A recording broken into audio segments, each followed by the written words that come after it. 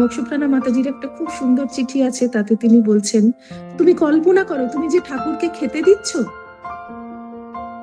আসন পাতলে একটা থালায় তুমি মিষ্টি দিলে, ফল দিলে, তুমি কল্পনা করছো যে ঠাকুর এসেছেন, বসেছেন, খাচ্ছেন, তুমি দেখতে পাচ্ছ না। ঠাকুর কিন্তু, তোমার যদি আন্তরিকতা থাকে, ঠাকুর সত্যিই এসেছেন, বসেছেন, খাচ্ছেন, তুমি দেখতে পাচ্ছ না, তুমি কল্পনা করো।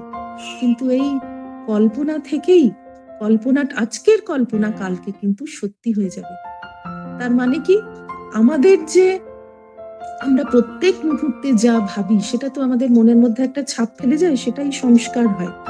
আমি যত একটা শুভ চিন্তা করতে থাকবো, সেইটা আমার মনের মধ্যে দৃঢ় হতে থাকবে। আমার পুরনো যে খারাপ সংস্কারগুলো, সেটা মানে তলায়, অনেক তলায়, স্তরের পর স্তর চাপা পড়ে যাবে। এছাড়া আর খারাপ সংস্কারকে জয় করবার কোনো উপায় নেই।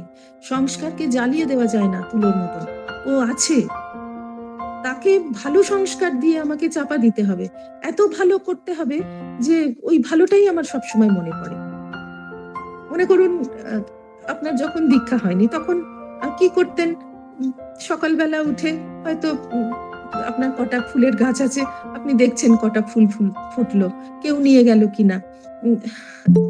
এই একটা, যখন থেকে আপনার দীক্ষা হলো তখন থেকে আপনার আর কোনো দিকে মন নেই, আপনি সকালে উঠে পরিষ্কার জামা কাপড় পরে জব করছেন। তাহলে এই যে মনে করুন 10 বছর জব করছেন, আপনার মনের মধ্যে ওই আগের জন্মে কি করেছেন, বা আপনার হয়তো 40 বছর বয়সে দীক্ষা হয়েছে, 40 বছর বয়স পর্যন্ত আপনি কি করেছেন, সেইটা তো আপনার পরের সংস্কারটা, ওই সকালে উঠেই জব করতে হবে, এই সংস্কারটা দিয়ে আগের সংস্কারগুলোকে আপনি চাপা দিলেন।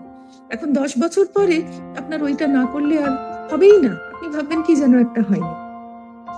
তো এই যে নতুন সংস্কার দিয়ে, ভালো শুভ সংস্কার দিয়ে খারাপ সংস্কারকে চাপা দেওয়া, এতেই এই যে মোক্ষপ্রাণা মাতাজির যে কথাটা নিয়ে বলতে চাইছি, এই কল্পনাটা মানে শুভ সংস্কার, এইটা হতে হতে হতে হতে আমার খারাপ সংস্কারটা চলে যাবে।